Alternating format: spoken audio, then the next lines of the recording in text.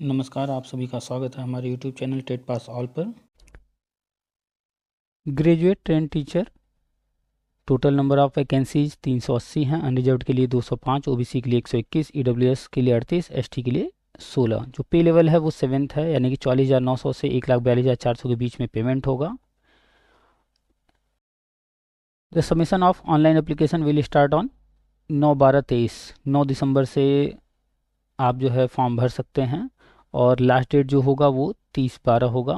तो आपको 9/12 या 9 दिसंबर से 30/12 के बीच में फॉर्म सबमिट कर देना है ऑनलाइन। सिलेक्शन प्रोसेस जो होगा वो मेरिट बेस्ड होगा। मेरिट तैयार किया जाएगा आपके high school, inter, graduation, B Ed, post graduation, M Ed, M Phil, आपने सीटेट पास कर रखा है, एक्सपीरियंस अगर आपके पास है, कोई आपने टीचिंग किया है उसका, तो उसके जो है वेटेज दिए जाएंगे। और टोटल जो होगा 100 नंबर का सबका मार्क्स जोड़ करके मेरिट के आधार पर भर्ती होगी। चलिए अब आपको विस्तार से वैकेंसी के बारे में बताते हैं। आप देख सकते हैं आपके सामने है vacancy notice. Recruitment for the post of graduate train teacher in the different subjects and medium in group B. तो ग्रेजुएट ट्रेन टीचर का अलग अलग सब विषय में ग्रुप बी के तहत ये भर्ती निकाली गई है। आप यहाँ पर देख सकते हैं name of the post graduate train teacher. Total number of vacancies 380, 380 हैं। पे लेवल यहाँ पर अभी हमने आपको बताया। Medium wise allocation of vacancies, आप देख सकते हैं कि यहाँ पर सब्जेक्ट दिया गया है, किस मीडियम में, यहाँ मीडियम लिखा हुआ है, और कितने पद हैं किस कैटेगरी में वो यहाँ दिया गया है। टोटल जो वैकेंसी है वो 380 है। अनरिजर्व्ड के लिए 205 है, ओबीसी के लिए 121 है, ईडब्ल्यूएस के लिए 38 और एसटी के लिए 16।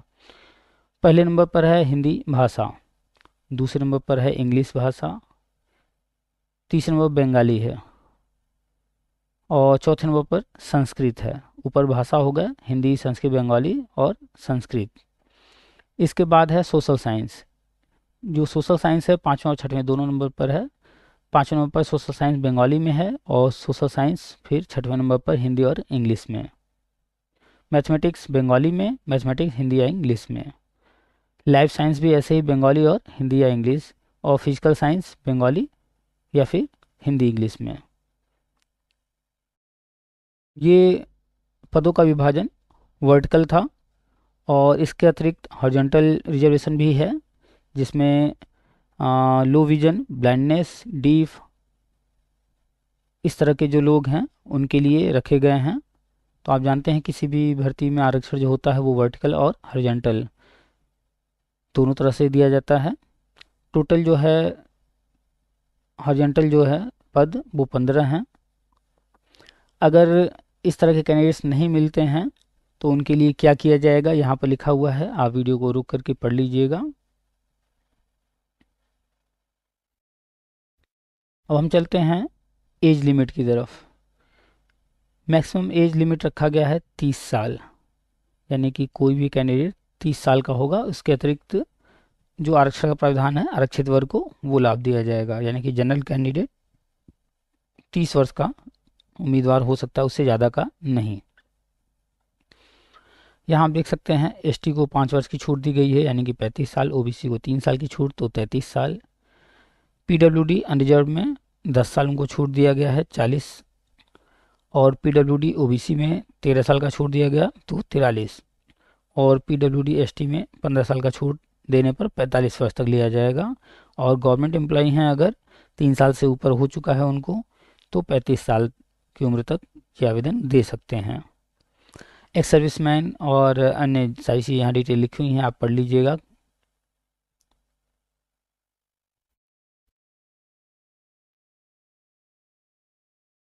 चौथे नंबर पर एजुकेशन एंड अदर क्वालिफिकेशन से संबंधित सारी चीज़ें दी गई हैं। आप जैसा कि जानते हैं कि किसी भी टीचर भर्ती के लिए बीएड या इस तरह के कोर्सेज मांगे जाते हैं, तो आप यहाँ पर इसेंशियल क्वालिफिकेशन देख सकते हैं। इसमें बहुत सारे ऑप्शन दिए गए हैं, आप इनमें से जो भी फुलफिल करते होंगे अपने पद के अनुसार देख करके अपने सब्जेक्ट के अनुसार आवेदन करेंगे। परसेंटेज यहाँ बताया गया है कि इसमें कितना होना चाहिए। उसके अकॉर्डिंग ही आप जो है आवेदन करेंगे, अगर आपके उतने परसेंटेज हैं तो। सारे नियम सर देख लीजिएगा। सी टेट यहाँ पर मांगा गया है, सी टेट का भी वेटेज दिया जा रहा है, इसलिए ये ना सोचिए कि टीजीटी और पीजीटी है तो इसमें टेट सी टेट से नहीं मतलब है। आपको जूनियर का यहाँ पेपर सेकंड लिखा हुआ है, सी टेट आप पास होंगे तो उसका भी मार्क्स मिलेगा।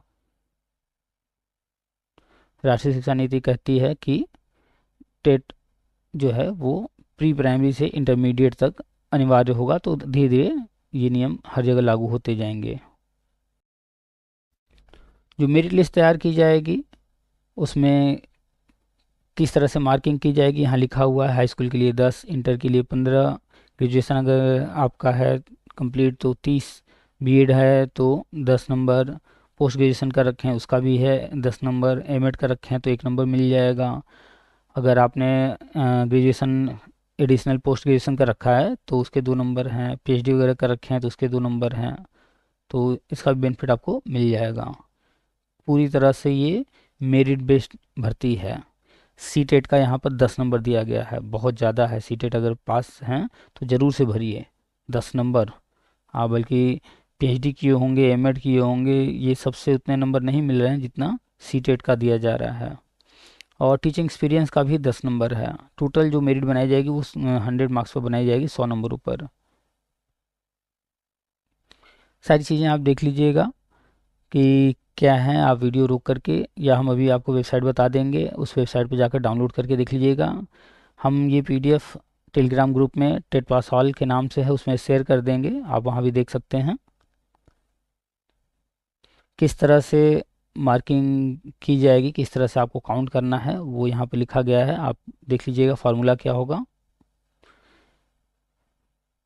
Method of applying in online portal, https